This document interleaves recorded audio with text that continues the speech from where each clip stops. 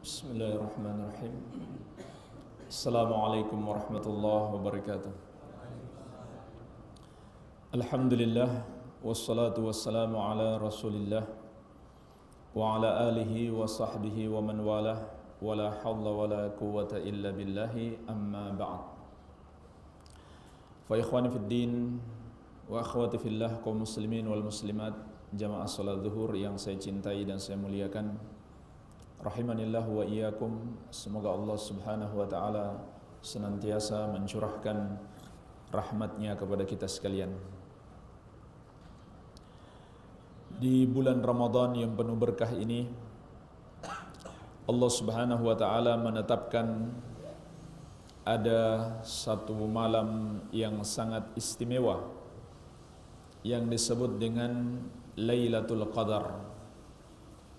Betapa istimewanya malam ini sampai-sampai Allah Subhanahu wa taala menyebutkan tentang malam ini di dalam satu surat khusus.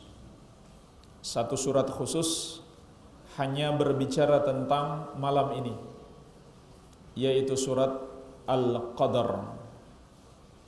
Allah Subhanahu wa taala berfirman, Bismillahirrahmanirrahim, Inna anzalnahu fi lailatul qadar. Sesungguhnya kata Allah, kami telah menurunkan Al-Quran di malam Al-Qadar. Inilah ayat yang pertama. Sampai ayat kelima berbicara tentang Lailatul Qadar. Di ayat yang pertama Allah Subhanahu wa taala menjelaskan kepada kita kemuliaan malam ini, di antaranya adalah dengan diturunkannya Al-Quran. Dan ulama menjelaskan maksud diturunkannya Al-Quran di malam ini adalah diturunkan ke langit dunia dari Allah Subhanahu wa taala, dari atas langit yang ketujuh diturunkan ke langit dunia di satu tempat yang namanya Baitul Izzah, sebagaimana yang dinukil dari Ibnu Abbas radhiyallahu taala anhuma. Nanti dari Baitul Izzah itu turun kepada Rasulullah sallallahu alaihi wasallam selama 23 tahun. Tapi turun secara sekaligus 30 juz pada malam Lailatul Qadar, maksudnya turun ke langit dunia. Dan ini juga disebutkan dalam surat Ad-Dukhan ayat ketiga. Inna anzalnahu fi lailatin mubarakah. Sesungguhnya kami menurunkan Al-Quran pada malam yang diberkahi. Dan juga disebutkan secara umum dalam surat Al-Baqarah, Syahrul Ramadan alladzi unzila fihi al-Quran hudal linnasi wa bayyinatin minal huda wal furqan. Bulan Ramadan adalah bulan diturunkannya Al-Quran sebagai petunjuk bagi manusia dan penjelas akan petunjuk tersebut serta pembeda antara kebenaran dan kebatilan. Oleh karenanya jemaah sekalian, bulan Ramadan secara umum adalah bulan Al-Quran. Kita dianjurkan untuk memperbanyak baca Al-Quran di bulan ini. Bahkan ada hadis yang melarang membaca Al-Quran untuk khatam lebih dari atau lebih sedikit dari 3 hari. Tetapi kata para ulama, khusus di bulan Ramadan itu diperkecualikan. Siapa yang bisa khatam walaupun kurang dari 3 hari tidak apa-apa. Makanya diriwayatkan dari para ulama, dari imam-imam besar, mereka bisa mengkhatamkan Al-Quran kurang dari 3 hari. Bahkan dinukil dari Imam Syafi'i, beliau mengkhatamkan Al-Quran 1 hari sebanyak 2 kali. Sekali di waktu siang, sekali di waktu malam. Karena Ramadan adalah bulan Al-Quran. Dan lebih tepatnya Al-Quran turun di Lailatul Qadar. Ini menunjukkan kepada kita kemuliaan malam ini. Wa ma adraka ma Lailatul Qadar. Kemudian pada ayat yang kedua Allah mengatakan, apa yang kamu ketahui tentang Lailatul Qadar itu? Jamaah sekalian, dikatakan para ulama, kalimat seperti ini disebutkan dalam Al-Quran untuk menarik perhatian kita, karena ini adalah sesuatu yang sangat penting sekali. Kemudian Allah menjelaskan sendiri, Lailatul Qadri khairum min alfi syahr. Lailatul Qadar itu lebih baik daripada 1000 bulan. Maksudnya kata para ulama, ibadah di malam itu lebih baik daripada ibadah yang dilakukan oleh seseorang selama 1000 bulan. 1000 bulan itu berarti 83 tahun 4 bulan. Padahal kalau kita hidup selama itu, belum tentu kita bisa beribadah kepada Allah Subhanahu wa taala terus menerus. Nah, sekarang Allah berikan kepada kita karunia yang sangat besar. 1 malam saja, tapi lebih baik nilainya daripada 1000 bulan. Dan di sini enggak dikatakan lebih baiknya berapa. Enggak dikatakan lebih baik jumlahnya 1001, tidak. Atau 1002, tidak. Pokoknya lebih baik daripada 1000 bulan, bisa jadi dilipat gandakan lagi. Jadi subhanallah, benar-benar luas sekali kemurahan Allah Subhanahu wa taala dan rahmatnya. Bisa jadi dilipat gandakan lagi.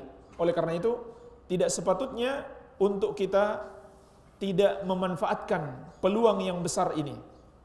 Jamaah sekalian, terlebih lagi apabila kita menyadari perjalanan kita setelah kematian adalah perjalanan yang panjang, perjalanan yang kekal abadi. Di hari kiamat, di hari kebangkitan, ada satu hari yang lamanya seperti 50.000 tahun di dunia. Fi yaumin kana miqdaruhu 50 alfa sanah. Itulah yang disebut dengan hari kebangkitan, padang mahsyar. Sebelum itu ada alam barzakh. Berapa lama kita di alam barzakh, jemaah sekalian? Kita tidak tahu. Fir'aun yang sudah meninggal, yang sudah mati ribuan atau mungkin jutaan tahun yang lalu, bagaimana nasibnya kini? Kata Allah Subhanahu wa taala, "An-naru yu'raduna 'alaiha guduwwan wa 'ashiyya, wa yauma taqumus saa'ah adkhilu ala fir'auna asyaddal 'adzab." Api dibakarkan kepada Fir'aun dan bala tentaranya setiap hari pada pagi dan petang hari. Sudah berapa lama Fir'aun mati? Selama itu sampai hari ini mereka dibakar dengan api di pagi dan petang hari. Kemudian apabila sudah hari kiamat, Allah mengatakan, adkhilu ala fir'auna asyaddal azab. Masukkan Fir'aun dan bala tentaranya dalam azab yang sangat pedih. Ada perjalanan di alam kubur, perjalanan di hari kebangkitan. Maka jemaah sekalian, perjalanan kita sangat panjang, sementara waktu kita untuk berbekal sangat singkat. Dan ternyata waktu yang singkat ini kita malah mengisinya dengan perbuatan-perbuatan dosa, perbuatan-perbuatan maksiat yang justru akan memberatkan perjalanan kita. Iya. Tidak kita isi dengan berbekal yang baik. Maka jemaah sekalian, kalau kita hitung-hitungan secara matematis, sulit bagi kita untuk menjalani kehidupan setelah kematian. Perjalanannya berat, perjalanannya jauh, sementara bekal kita sangat sedikit. Waktu kita untuk menyiapkan bekal sangat singkat. Tapi jemaah sekalian, Allah Subhanahu wa taala yang Maha Penyayang, Allah anugerahkan kepada kita waktu-waktu khusus. Waktu yang singkat, amalan yang sedikit, tapi pahalanya besar. Di antaranya adalah waktu Ramadan secara umum. Bulan Ramadan secara umum. Dari awal sampai akhir. Dan lebih khusus lagi adalah Lailatul Qadar. Satu malam yang nilainya lebih daripada 1000 bulan. Ya.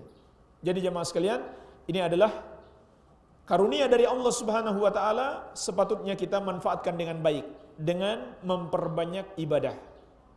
Kemudian pada ayat yang berikutnya Allah mengatakan, tanazzalul malaikatu warruhu fiha biizni rabbihim min kulli amr.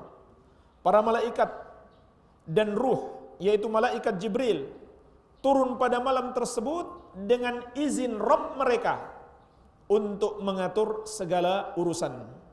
Jadi jemaah sekalian, para malaikat turun di malam Lailatul Qadar jumlahnya sangat banyak sekali. Sampai-sampai Nabi SAW pernah bersabda, "Innal malaikata tilkal laila fil ard aktsaru min adadil hasa." Sesungguhnya malaikat ketika itu di bumi lebih banyak daripada jumlah batu-batu kerikil yang ada di muka bumi ini. Untuk apa jemaah sekalian malaikat itu turun? Mereka punya dua tugas utama. Yang pertama, mereka menetapkan takdir yang Allah perintahkan kepada mereka selama 1 tahun.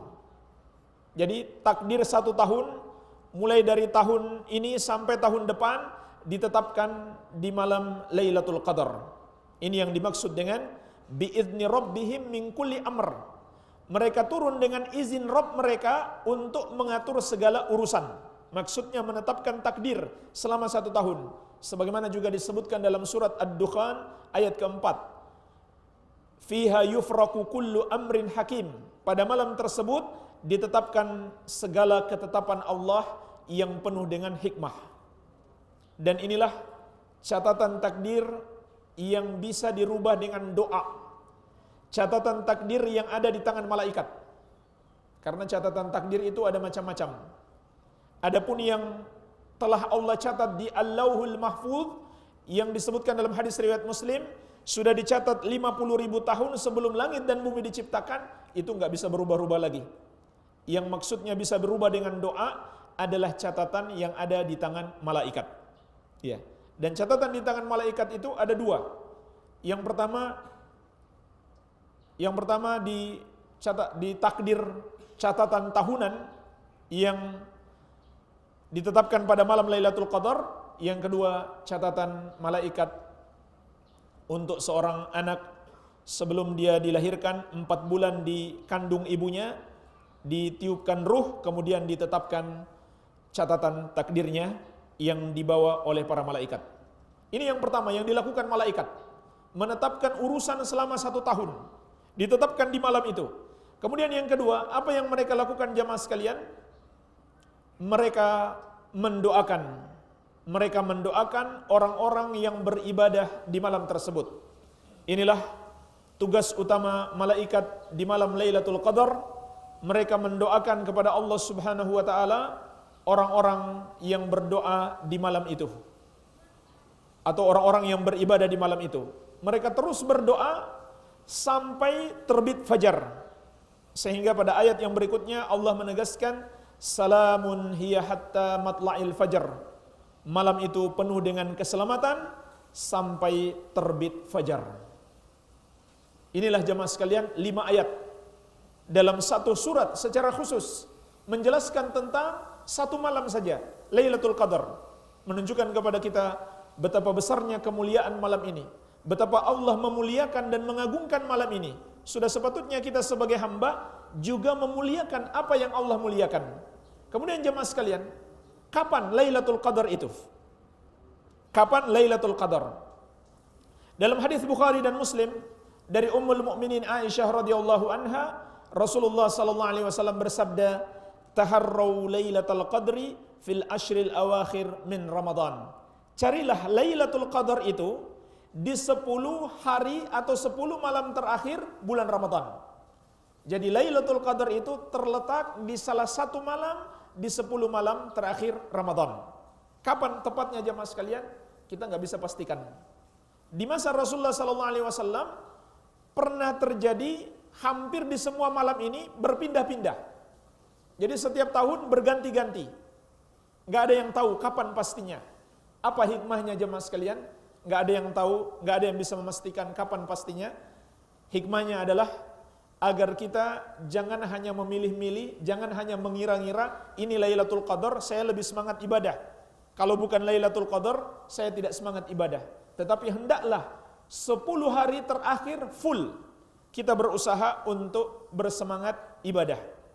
Walaupun ada sebuah hadis yang menyatakan, juga hadis dalam riwayat Bukhari dari Aisyah radhiyallahu anha, Nabi sallallahu alaihi wasallam bersabda, taharraw lailatal qadri fil witri minal ashril awakhir min Ramadan. Carilah Lailatul Qadar pada malam ganjil di 10 malam terakhir Ramadan. Tapi jemaah sekalian, malam ganjil itu bisa dihitung dari depan dan bisa dihitung dari belakang. Artinya 10 hari penuh bulan Ramadan terakhir ini bisa jadi disebut malam ganjil. Kalau dihitung dari depan berarti 21, 23, 25, 27, 29. Tapi kalau dihitung dari belakang, yang dimaksud dengan malam ganjil adalah satu malam yang tersisa. Berarti tanggal berapa itu jemaah sekalian? 30. Tanggal 30 malam berarti satu malam yang tersisa. Kemudian 3 malam yang tersisa.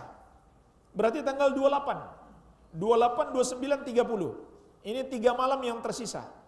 Jadi kalau dihitung dari belakang, malam ganjil itu adalah malam genap.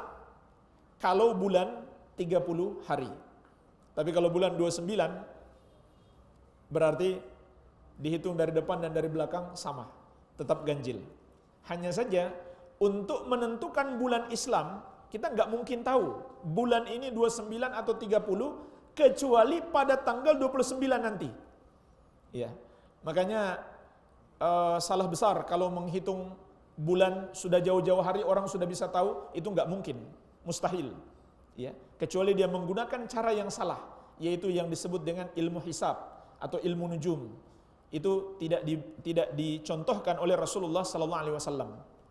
Kita hanya bisa tahu tanggal itu di tanggal 29. Nabi SAW bersabda,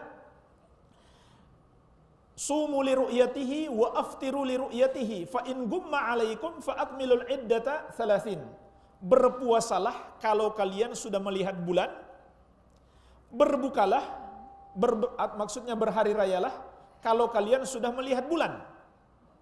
Kalau kalian tidak melihat bulan, sempurnakan bulan ini menjadi 30. Artinya kita melihat pada tanggal 29. Ketika matahari tanggal 29 terbenam, kita lihat di langit, ada enggak bulan? Kalau bulan tidak ada, berarti besok tanggal 30. Iya. Jadi kita enggak bisa prediksi bulan ini 29 atau 30. Kita hanya bisa membuktikan pada tanggal 29 Ramadan. Apakah bulan ini 29 atau 30? Baik. Jadi bisa saja Lailatul Qadar itu di malam-malam ganjil. Tetapi ada tanda-tanda. Ada tanda-tanda yang disebutkan dalam sejumlah hadis untuk mengenal Lailatul Qadar. Ya. Dalam sebagian riwayat disebutkan pada malam itu begitu tenang. Tidak panas, tidak dingin. Ada riwayat lain yang mengatakan pada malam itu bulan bercahaya, bersinar terang. Ya, bulan bersinar terang. Dan juga ada riwayat yang mengatakan pada malam itu hujan. Dan kata para ulama, semua riwayat-riwayat ini tidak terlalu jelas. Artinya tidak terlalu bisa kita jadikan patokan untuk mengatakan ini malam Lailatul Qadar. Hanya ada satu-satunya tanda. Hanya ada satu-satunya tanda yang paling jelas, yang paling kuat untuk membuktikan bahwa itu adalah malam Lailatul Qadar. Apa tanda itu jamaah sekalian? Matahari terbit pada pagi harinya dalam keadaan redup. Sinarnya tidak kuat seperti biasanya. Dalam keadaan redup. Dikatakan sebagian ulama karena malaikat yang begitu banyak itu pulang kembali ke langit. Sampai-sampai matahari pun redup dibuatnya. Karena saking banyaknya malaikat. Iya. Itu tanda yang paling kuat. Yang disebutkan di dalam hadis Ubay bin Ka'ab radhiyallahu anhu. Tetapi jamaah sekalian, sayang sekali kita menyadari tadi malam Lailatul Qadar ketika malam sudah berlalu. Iya. Ketika malam sudah berlalu. Maka hikmahnya apa? Kita enggak diberikan kepastian itu Lailatul Qadar. Agar kita semangat beribadah, jangan milih-milih malam saja. Sebagian orang hanya milih-milih malam. Ya. Makanya di Masjid Nabawi dan Masjidil Haram, itu alhamdulillah, kalau masuk 10 hari terakhir, tambah ramai. Bukan tambah berkurang orangnya, tambah ramai. Tapi pada malam tanggal 27, itu lebih ramai lagi. Ya. Karena memang ada di dalam banyak hadis, malam tanggal 27 itu, itu yang paling banyak terjadi di masa Nabi sallallahu alaihi wasallam. Tetapi pernah juga tanggal 21. Di masa Nabi pernah terjadi malam 21. Walaupun yang paling banyak di masa Nabi sallallahu alaihi wasallam adalah malam 27. Artinya kalau kita hanya meramaikan masjid malam 27 saja, bisa jadi kita luput dari Lailatul Qadar. Iya. Kemudian jemaah sekalian, pembahasan yang terakhir, apa saja amalan-amalan yang disyariatkan bagi kita untuk menggapai Lailatul Qadar. Yang pertama, ada 5 amalan secara ringkas kita bahas. Yang pertama, hendaklah kita meningkatkan ibadah dan lebih bersemangat dalam semua bentuk ibadah yang biasa kita kerjakan, khususnya di bulan Ramadan ini. Dalam hadis riwayat Muslim dari Aisyah radhiyallahu anha, beliau berkata, "Kana Rasulullah sallallahu alaihi wasallam yajtahidu fil ashril awakhir ma la yajtahidu fi ghairihi." Rasulullah sallallahu alaihi wasallam bersungguh-sungguh di dalam beribadah di 10 hari terakhir Ramadan melebihi waktu-waktu yang lain. Jadi Rasulullah sallallahu alaihi wasallam ibadahnya memiliki grafik. Kalau sebelum Ramadan beliau orang yang sangat rajin beribadah, maka masuk bulan Ramadan meningkat ibadahnya. Tetapi masuk 10 hari terakhir lebih meningkat lagi. Lebih meningkat lagi. Makanya sangat disayangkan sebagian kaum muslimin justru di akhir-akhir Ramadan malah berkurang semangatnya. Kalau di awal-awal Ramadan masjid-masjid penuh, di akhir-akhir Ramadan yang penuh adalah mal-mal, pasar-pasar, jalan-jalan. Ini sangat disayangkan.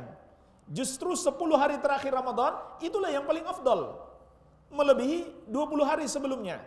Oleh karena itu yang kedua adalah yang harus kita lakukan di bulan ini, disebutkan dalam hadis Bukhari dan Muslim juga dari Ummul Mukminin Aisyah radhiyallahu anha. Kana an-nabiy sallallahu alaihi wasallam idza dakhala al-ashru shadda mi'zarahu wa ahya lailahu wa aykadha ahlahu.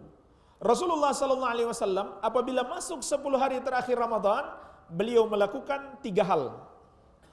Yang pertama, shadda mi'zarahu. Beliau mengencangkan sarungnya. Jamaah sekalian, ulama ada 2 penafsiran yang dimaksud dengan mengencangkan sarung. Yang pertama, beliau tidak berhubungan suami istri sama sekali. Ya, 10 hari full, 10 hari penuh tidak menyentuh istri-istrinya. Betul-betul fokus ibadah. Kemudian makna yang kedua, beliau mengurangi makan dan minum supaya lebih semangat ibadah, badan tidak berat, tidak gampang mengantuk. Ini yang pertama beliau lakukan. Yang kedua, ahya lailahu. Beliau menghidupkan malamnya.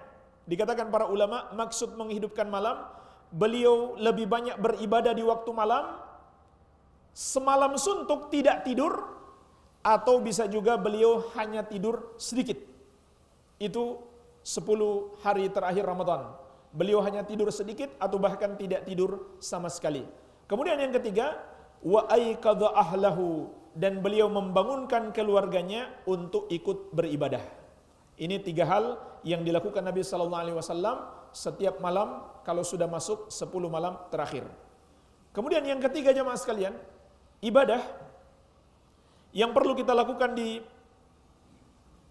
10 hari terakhir, dan ini sangat membantu. Ini adalah tips yang paling bagus untuk membantu kita lebih fokus ibadah, lebih semangat ibadah. Apa tipsnya jemaah sekalian? Lakukan iktikaf. Iktikaf itu artinya berdiam diri di masjid, tidak keluar-keluar, fokus ibadah. Sebagaimana disebutkan dalam hadis Bukhari dan Muslim, juga dari Aisyah radhiyallahu anha, beliau berkata, "Anna Nabiy sallallahu alaihi wasallam kana ya'takifu al-ashra al-awakhir min Ramadan hatta tawaffahu Allah, thumma i'takafa azwajuhu min ba'dih." Rasulullah sallallahu alaihi wasallam melakukan i'tikaf di 10 hari terakhir Ramadan sampai Allah mewafatkan beliau, kemudian istri-istri beliau masih melakukan i'tikaf sepeninggal beliau. Jamaah sekalian, Imam Ibnu Rajab mengatakan yang dimaksud dengan i'tikaf itu adalah qat'ul alaik anil khalaik lil ittisal bi khidmatil khaliq. Memutuskan segala bentuk interaksi dengan makhluk untuk fokus beribadah kepada Allah Subhanahu wa taala. Jadi itu artinya i'tikaf. 10 hari terakhir. Jadi tanggal 20 Ramadan, sebelum terbit matahari, sebelum terbenam matahari, pada tanggal 20 Ramadan, kita sudah siap di masjid. Sehingga terbenam Ramadan, berarti masuk tanggal 21, sampai matahari terbenam di akhir Ramadan. Kalau matahari sudah terbenam, berarti masuk tanggal 1 Syawal, maka berakhirlah waktu iktikaf. Jemaah sekalian, betapa fokusnya Rasulullah SAW beribadah, sampai-sampai sudah masuk ke masjid, beliau masih buat tenda lagi, bilik khusus.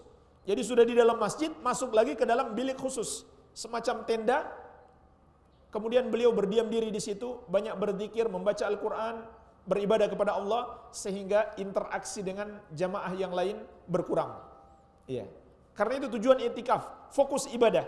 Jadi sama saja kalau iktikaf, kemudian tangan di HP terus, ya, itu bukan iktikaf namanya. Iktikaf itu fokus ibadah kepada Allah Subhanahu wa taala. Dan ini yang disunnahkan. 10 hari full. Kalau mampu, lakukan. Tapi kalau tidak mampu, misalkan kerja di siang hari, wajib untuk kerja.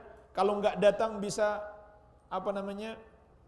mendapatkan atau termasuk pelanggaran, maka lakukan di waktu malam. Di waktu malam saja. Kalau memang enggak mampu. Ya. Kemudian jemaah sekalian, yang keempat, salat malam. Rasulullah SAW bersabda, "Man qama lailatal qadri imanan wa ihtisaban, ghufira lahu ma taqaddama min dzambihi." Barang siapa melakukan solat malam, yaitu solat sunnah, solat tahajud, solat tarawih, solat witir, di waktu malam, pada malam Lailatul Qadar, karena iman dan mengharapkan pahala, maka akan diampuni dosa-dosanya yang telah lalu. Kemudian yang terakhir, ada doa khusus apabila kita menyadari itu Lailatul Qadar, sebagaimana pernah ditanyakan oleh Aisyah radhiyallahu anha, "Ya Rasulullah, apa yang aku baca kalau aku menyadari itu adalah Lailatul Qadar?" Maka Nabi sallallahu alaihi wasallam mengajarkan sebuah doa yang sangat singkat. Insyaallah kita semua sudah hafal. Allahumma innaka afuwun tuhibbul afwa fa'fu anni. Ya Allah, sesungguhnya Engkau Maha Pemaaf, mencintai pemaafan, maka maafkanlah aku. Inilah doa yang dianjurkan untuk banyak kita baca di malam Lailatul Qadar. Allahumma innaka afuwun tuhibbul afwa fa'fu anni. Dan dalam doa ini ada tambahan karimun, tapi hadisnya dhaif, hadisnya lemah, tidak boleh diamalkan. Yang benar tidak ada tambahan karimun. Allahumma innaka afuwun karimun, karimun itu tidak ada. Yang benar hanya afuwun tuhibbul afwa fa'fu anni. Jemaah sekalian, inilah secara ringkas tentang kemuliaan Lailatul Qadar dan amalan-amalan yang bisa kita lakukan di malam tersebut. Dan lebih umum lagi adalah 10 malam terakhir Ramadan, kita banyak-banyak beribadah kepada Allah Subhanahu wa taala. Iya. Barangkali ini saja yang bisa saya sampaikan. Mungkin ada tanya jawab, saya persilakan.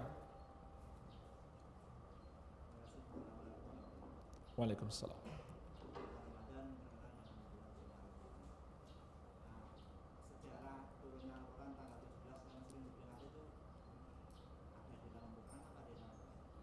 Baik. Di dalam Al-Quran sudah jelas dikatakan Al-Quran diturunkan pada Lailatul Qadar. Sebagaimana ayat-ayat yang kita sebutkan tadi. Inna anzalnahu fi Lailatul Qadar. Inna anzalnahu fi Lailatin Mubarakah. Iya. Dan tadi juga sudah kita baca hadis Rasulullah sallallahu alaihi wasallam mengatakan taharrau Lailatul Qadri fil ashril awakhir min Ramadan. Carilah Lailatul Qadar di 10 malam terakhir. Jadi sudah lewat tanggal 17 kalau begitu. Iya. Jadi Al-Quran itu diturunkan pada Lailatul Qadar, dan Lailatul Qadar itu terletak di 10 malam terakhir. Jadi bukan 17 Ramadan. Iya. Dan itu maksudnya adalah turun ke langit dunia, bukan turun ke dunia. Adapun kapan turun ke dunia, ini tidak ada satu riwayat yang sahih yang menjelaskan kapan waktunya. Tidak ada satu riwayat yang sahih. Makanya ulama banyak sekali pendapat. Ya. Dan semuanya hanya mengira-ngira saja. Tidak ada satu hadis yang sahih. Kenapa jemaah sekalian? Tidak ada satu hadis yang sahih yang menyatakan kapan turunnya Al-Quran, tanggal berapa. Karena itu tidak terlalu penting bagi kita. Yang penting bagi kita adalah mempelajari Al-Quran, mengamalkannya, mengajarkannya. Itu yang penting bagi kita. Iya. Sehingga ketika mereka merayakan hari turunnya Al-Quran, justru itu bertentangan dengan Al-Quran itu sendiri. Kenapa? Karena Al-Quran sedikit pun tidak mensyariatkan kepada kita untuk merayakannya. Ketika kita merayakannya, justru bertentangan dengan Al-Quran. Kenapa bertentangan jamaah sekalian? Sebab tidak boleh kita mengada-adakan di dalam agama yang tidak disyariatkan oleh Al-Quran dan Sunnah. Allah Subhanahu wa Ta'ala berfirman, "Am lahum syuraka syara'u lahum minad dini ma lam ya'dzam bihillah." Apakah mereka memiliki sekutu-sekutu yang mensyariatkan untuk mereka agama yang Allah tidak izinkan? Jadi, apa yang tidak diperintahkan dalam Al-Quran dan Sunnah, kemudian kita anggap sebagai ajaran agama, ini justru dilarang di dalam Al-Quran. Ya, maka itu termasuk kategori mengada-ada di dalam agama. Tidak ada satu riwayat Rasulullah SAW pernah merayakan nuzulul Quran. Tidak pula dari sahabat. Tidak pula imam yang 4. Ya, bisa dibuka di kitab fikih manapun dari imam yang 4 ini. Tidak sedikit pun mengajarkan kepada kita perayaan nuzulul Quran. Yang ada mereka berikan contoh kepada kita, banyak baca Al-Quran di bulan Ramadan. Ya. Lebih penting lagi adalah mempelajari makna dan kandungannya untuk kemudian diamalkan. Ya. Itu yang seharusnya kita lakukan terhadap Al-Quran. Barangkali demikian, wallahu alam.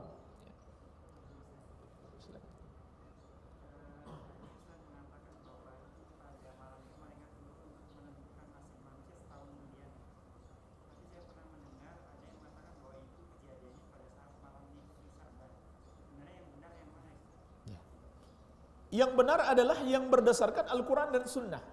Selain itu pasti salah. Ya, selain itu pasti salah. Dan tidak ada riwayat yang sahih yang menyatakan nisfu Sya'ban itu malam untuk penetapan takdir. Ya. Yang ada dalil yang sahih, bulan Sya'ban itu adalah bulan diangkatnya amalan. Ya, itu memang ada hadis sahih. Tapi itu pun enggak dikatakan nisfu Sya'ban. Nisfu Sya'ban itu artinya pertengahan Sya'ban. Tapi dikatakan bulan Sya'ban. Sehingga kata Nabi SAW, aku banyak berpuasa di bulan Sya'ban karena aku ingin ketika amalanku diangkat, aku sedang berpuasa. Artinya mungkin pada siang hari diangkat. Karena Nabi SAW mengatakan, aku ingin ketika amalanku diangkat, aku sedang berpuasa. Iya. Jadi itu yang benar. Hadis yang sahih, bulan Sya'ban itu amalan diangkat kepada Allah, amalan selama setahun diangkat kepada Allah, tapi itu enggak dikatakan siang atau malam. Iya. Dan juga enggak dikatakan nisfu Sya'ban. Adapun untuk takdir selama 1 tahun, ini ayat-ayat sudah jelas. Ya. Ayat-ayatnya sudah jelas sekali. Surat Al-Qadar, demikian pula surat Ad-Dukhan ayat keempat tadi, sebagaimana yang sudah kita sebutkan. Ya. Barangkali demikian, Pak. Wallahu a'lam. Silakan.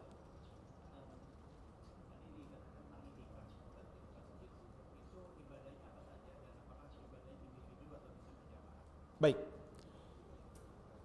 Iktikaf adalah di masjid dan sangat dianjurkan memperbanyak ibadah. Sangat dianjurkan memperbanyak ibadah secara individu, tapi ada juga amal jamaah. Jadi dua-duanya ada. Secara individu, kita dianjurkan memperbanyak berzikir. Semua bentuk zikir. Subhanallah, alhamdulillah, la ilaha illallah, Allahu akbar, la haula wala quwata illa billah, dan lain sebagainya. Demikian pula istighfar, perbanyak istighfar dan taubat kepada Allah. Kemudian banyak baca Al-Qur'anul Karim. Iya. Adapun amalan jamaah ya seperti sholat 5 waktu. Makanya ulama mensyaratkan bagi laki-laki iktikafnya harus di masjid yang diadakan sholat 5 waktu. Karena laki-laki wajib sholat 5 waktu untuk dilakukan berjamaah. Iya. Demikian pula sholat tarawih berjamaah. Ya, itu lebih afdol daripada dilakukan sendiri-sendiri.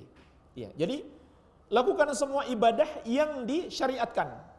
Ya, tetapi lebih kepada ibadah-ibadah yang langsung kepada Allah Subhanahu wa taala.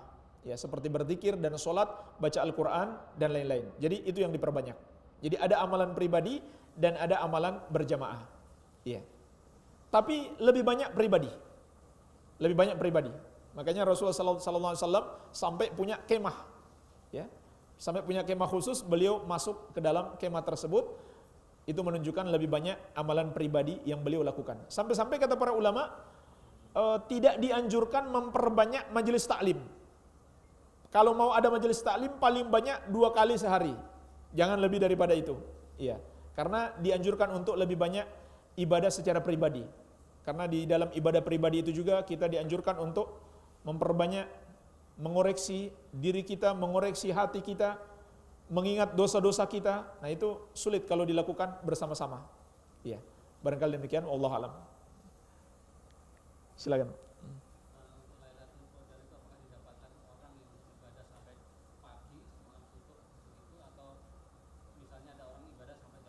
Ya.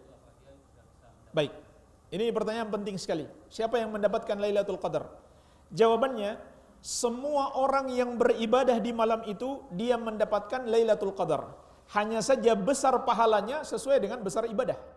Ya. Kalau dia beribadah sedikit, ya dapat dikalikan sedikit juga. Kalau dia beribadah banyak, dikalikan banyak. Termasuk orang yang enggak menyadari. Jadi Lailatul Qadar itu enggak khusus orang-orang tertentu, tidak. Orang yang tidak menyadari pun ini malam Lailatul Qadar, sama dia tetap dapat. Jadi enggak penting jemaah sekalian kita menyadari ini malam Lailatul Qadar.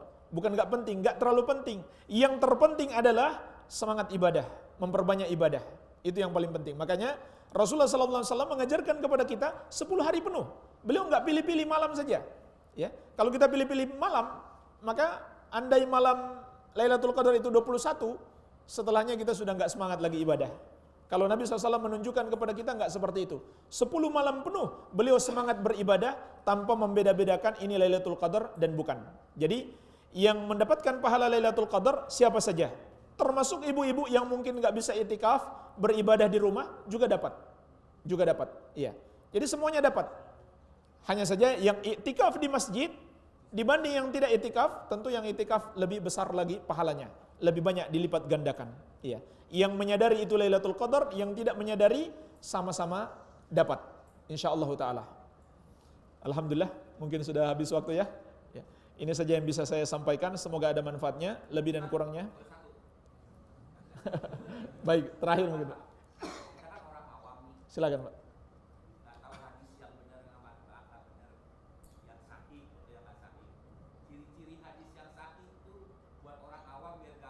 Ya, ya. Buat orang awam yang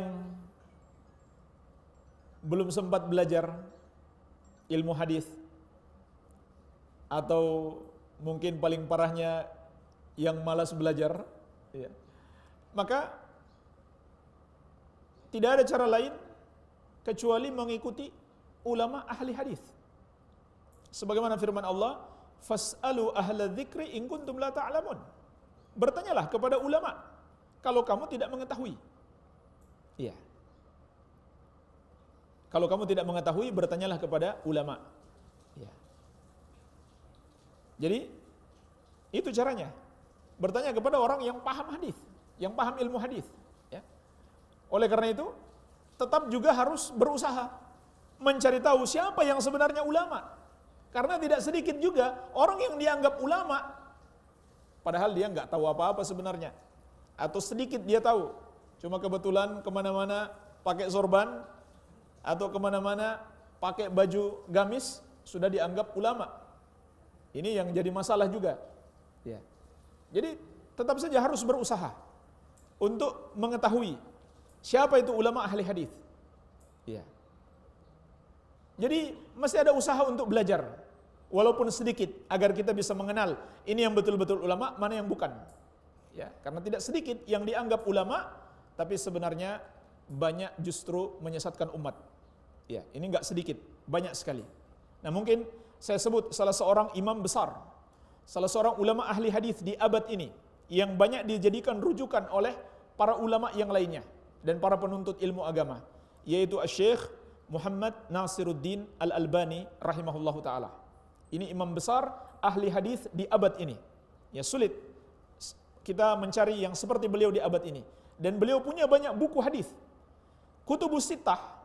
Kutubus Sittah ini kitab induk hadis. kutubus sittah. Bukhari, Muslim, Abu Daud, Ibnu Majah, Nasa'i, dan Tirmidzi. Ini 6 kitab induk hadis. Hampir seluruh ajaran Islam ada di sini, walaupun enggak semuanya.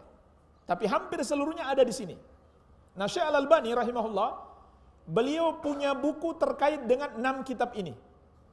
Sahih Bukhari beliau buat ringkasan. Sahih Muslim beliau buat ringkasan. Sunan Abu Daud, At-Tirmidzi, Ibnu Majah dan Nasa'i beliau pisah jadi 2. Yang sahihnya dan dhaifnya. Iya. Itu jasa besar beliau bagi umat Islam di masa ini. Ya, memang kebanyakan di 4 kitab sunan ini hadis sahih. Ya, kebanyakan hadis sahih, tapi ada juga hadis dhaif. Nah, itu beliau pisah. Beliau pisahkan ini yang sahih, ini yang dhaif. Dan untuk mendapatkan buku-buku itu sudah sangat mudah sekarang. Tinggal kita search di internet dapat, ya, dalam bentuk PDF. Seperti aslinya, itu hasil scan dari kitab aslinya, ya. Dan juga sebagian, kalau saya tidak salah sudah ada bahkan terjemahan, ya. Bapak-bapak bisa cari terjemahannya. Buku-buku karya Syekh Al-Albani. Dan ada satu buku beliau yang sangat bagus sekali. Ya, buku yang sangat bagus sekali yang perlu kita pelajari, yaitu buku yang berjudul Sifatus Salatin Nabi sallallahu alaihi wasallam minat takbir ila taslim ka'annaka tarahu. Judulnya cara salat Nabi sallallahu alaihi wasallam mulai dari takbir sampai salam seakan-akan engkau melihatnya. Ya, jadi beliau kumpulkan dari banyak kitab hadis, beliau kumpulkan jadi satu buku khusus tata cara salat Nabi sallallahu alaihi wasallam. Dan bisa saya katakan, inilah buku yang paling banyak tercetak di Indonesia. Ya. Dicetak oleh banyak penerbit dan sudah berulang-ulang kali. Saya SMA tahun 97, saya dapat satu penerbit cetakan ke-17. Ya. Satu penerbit, saya lupa nama penerbitnya apa, tapi waktu itu saya lihat cetakan ke-17 terjemahannya dalam bahasa Indonesia. Sekarang sudah lebih banyak lagi, sudah banyak penerbit dan dicetak berulang-ulang. Bahkan ada yang mencetak sekalian dengan gambarnya. Iya. Ini salah satu contoh ulama hadis di abad ini yang buku-buku beliau bisa kita jadikan pegangan untuk mengetahui ini hadis yang sahih dan ini hadis yang dhaif. Dan alangkah baiknya kalau kita sendiri belajar ilmu yang disebut dengan ilmu mustalahul hadis untuk kita sendiri bisa mengetahui ini hadis sahih dan ini hadis yang dhaif. Iya. Dan di Universitas Islam seperti contohnya Universitas Islam Madinah, itu ada fakultas khusus, ya, fakultas khusus ilmu hadis. Jadi nggak main-main ilmu hadis ini, sampai ada fakultas khususnya dari tingkat S1 sampai S3-nya, ya. Itu di luar fakultas syariah, di luar fakultas akidah. Ini fakultas khusus ilmu hadis. Jamaah sekalian, barangkali demikian, wallahu alam. Ya. Mungkin saya cukupkan sampai di sini karena waktu sudah habis. Semoga ada manfaatnya, lebih dan kurangnya saya mohon maaf. Yang benar itu dari Allah Subhanahu wa taala, yang salah dari kebodohan kami dan dari syaitan. Kita memohon ampun kepada Allah. Subhanakallahumma wa bihamdik, asyhadu an la ilaha illa anta, astaghfiruka wa atubu ilaik. Wa sallallahu ala nabiyyina Muhammadin wa alihi wasallam. Walhamdulillahirabbil alamin. Wassalamu alaikum warahmatullahi wabarakatuh.